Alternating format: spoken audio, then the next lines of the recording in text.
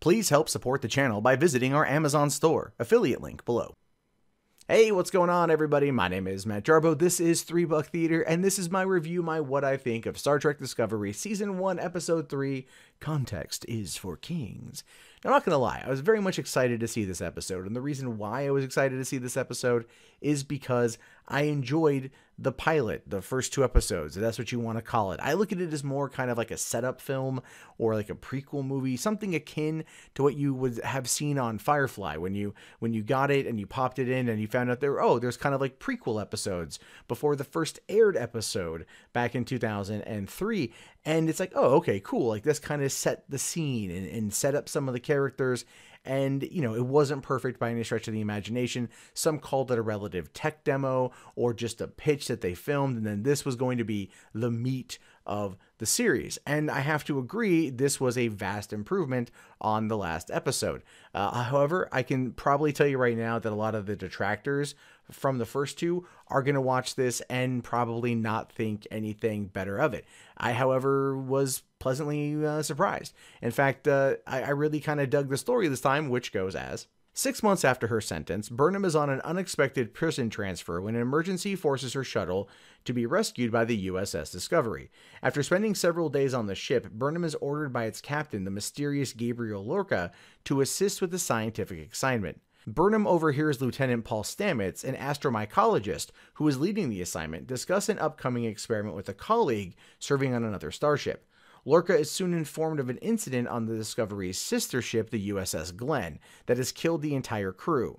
Stamets leads a boarding party to investigate and finds the dead crew hideously twisted and malformed, as well as a group of Klingons killed by an unknown creature. Lorca later asks Burnham to work for him despite her sentence, explaining that he organized the circumstances that led her to him so he could help her develop a new way to fly that could win the war she started by killing T'Kuvma. He also secretly has a creature transported aboard the Discovery. Now again, it's very much a setup episode. It's leading us to meet the new characters, to meet, Lorca, to see Saru again, to meet the redhead that she's going to be bunking with. That's kind of the plucky one that you thought might die, but didn't. And then, of course, also meeting Lieutenant Paul Stamets, played by Anthony Rapp, and kind of establishing his character. What I enjoyed about the episode was it was less dark and less gritty.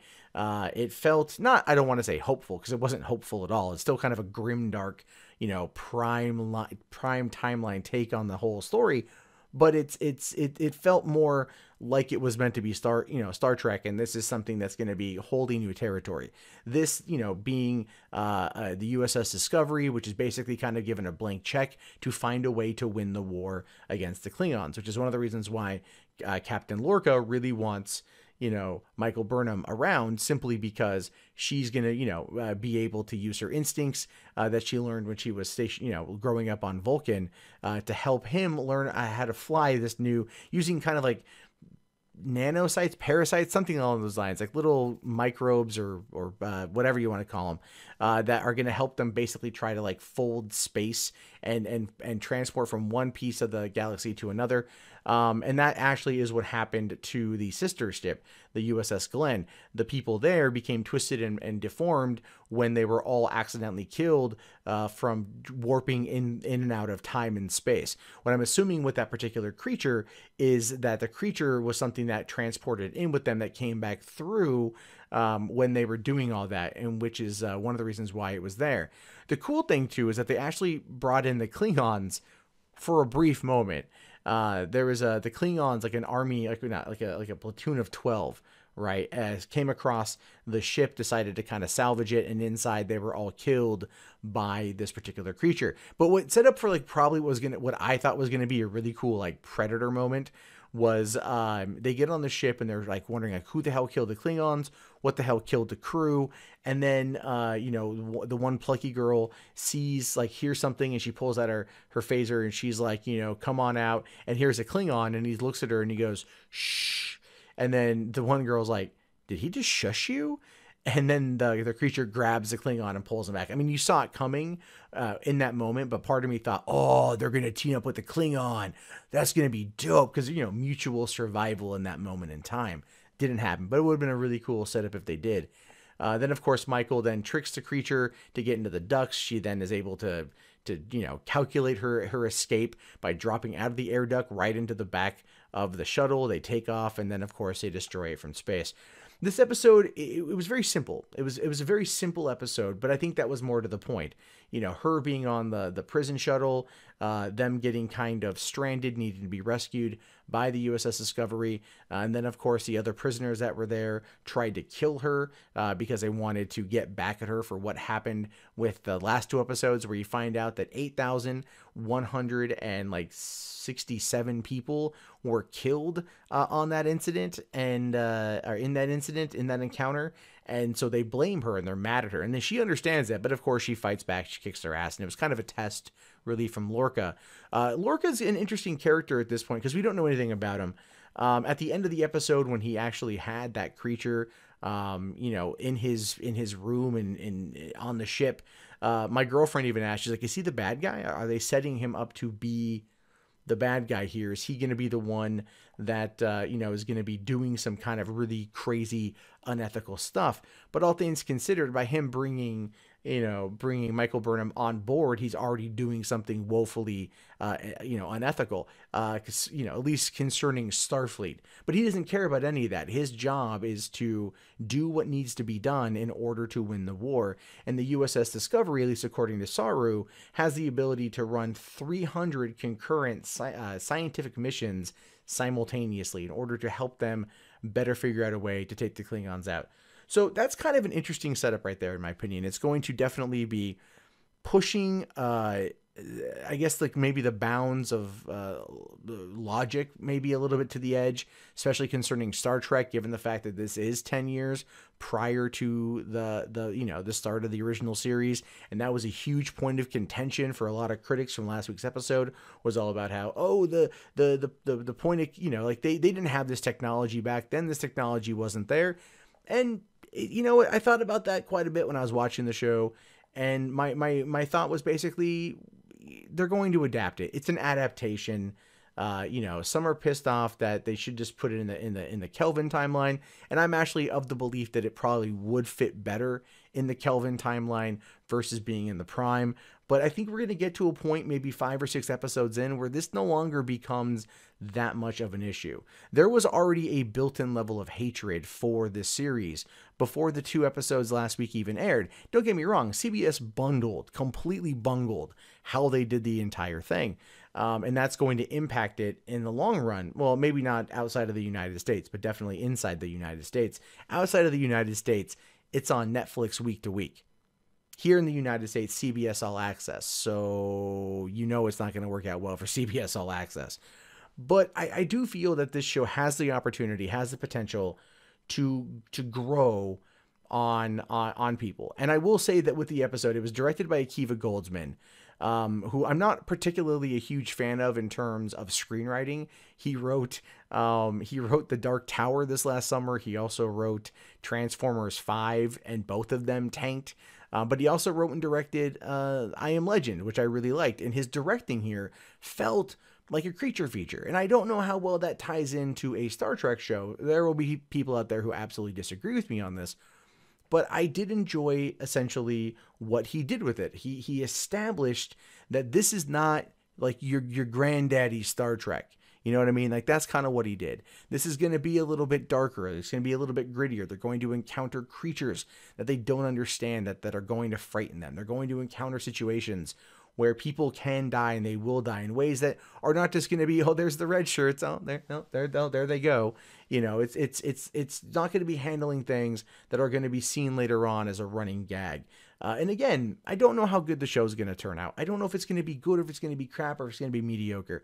All I know is at 3 episodes in, I'm not bored. I'm definitely entertained. I really do want to see where it goes. If anything, out of just sheer curiosity. But I'm also kind of warming up to it. And again, that could go away the next episode. To me, the Orville is still better. Hands down, still better. But this is something that's different. And I think as sci-fi fans, the fact that both shows are running concurrently is a good thing for everyone who likes sci-fi. But the show does need to fix a few issues. It's going to have to really start beefing up the character development. It can't rely too heavily on Michael Burnham being from Vulcan. But another thing I like though too was there's a conversation that Lorca had with Michael at the end, and he basically told her why he brought her in, and he was like, "Look, you were a mutineer," and they call her a mutineer throughout the entire episode, but you were the first person to have a forethought or foresight of the Klingons attacking, and you at least tried to do something. And that's why the episode is titled Context is for Kings, because the context of what she did was the right move in that moment in time. Regardless of what people out there think of her upbringing and everything else, she's still human. And I do want to actually kind of address that point. Michael grew up on Vulcan, raised by Sarek and Amanda, and grew up next to little Spock, who we're never going to see. And they ended up, she was very logical.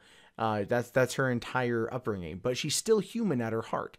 She's still human at her core, and that isn't going to change, necessarily. Those are always going to be moments where that level of either apathy or empathy is going to come through. And that's something that I think a lot of people out there, were kind of criticizing, is like, Vulcan would never do that.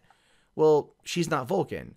Very similar to how when Spock shows those moments of humanity where logic and rationality don't necessarily apply to what he does, people didn't get mad because you're like, oh, that's his human side coming out. But they don't put the same level of credit to Michael, right? And that's how I view it. She spent 7 years on the Shinzu before the shit went down. So she spent 7 years growing closer to Commander, Giorgio, or Captain Giorgio. And just similar to how Spock and Kirk became BFF, and through that, they formed that relationship, and parts of Spock then opened up a bit more. You can see that same kind of rationality happening there. She opened up a lot more, and she was doing things to protect her family at that point in time, a family that was taken away from her when she was a kid. So I do feel that there are subtleties to the character, there are subtleties to the development, and again, is starting to grow on me as a whole.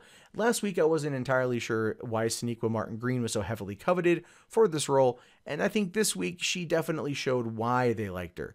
And I am curious to see what happens next. Anything also, by the way, more Doug Jones, more Saru. I'm on game. I'm on board with that wholeheartedly.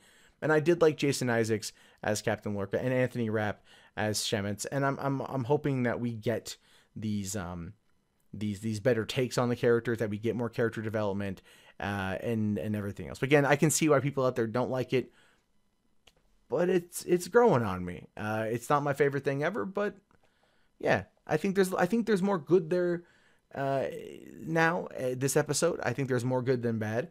It wasn't as, there wasn't all the Dutch angles. There wasn't all that same kind of crazy over the top cinematography. It played it straighter, and I think that's going to benefit the series as a whole. And yeah, we're just gonna have to wait and see what happens, but I'm looking forward to next week's episode, and you'll definitely get my thoughts as soon as I see it. Anyway, my name is, of course, Matt Jarbo. This has been $3 Theater. Be sure to leave your comments below. I'm very interested to see what a few of you out there are going to say, because I have a feeling you're going to disagree with me, and that's totally fine. Anyway, I'll talk to you guys later. Have yourself a great day. Peace out.